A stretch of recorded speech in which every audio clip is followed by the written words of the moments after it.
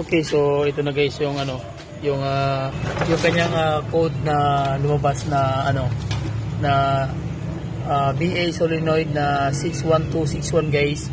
So ang problema yung ito, yung kanyang relay ng kanyang ito, yan yan yung kanyang solenoid.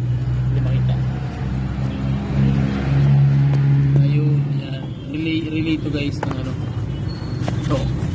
Ayan ito. Yan. So nasa booster.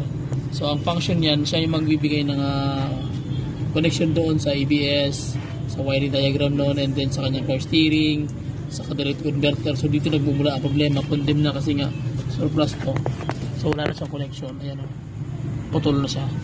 Okay, and then yung isa naman na yung kanyang code na Z0210, yung kanyang rear, yung sa speed sensor doon sa likod ng kanyang gulong.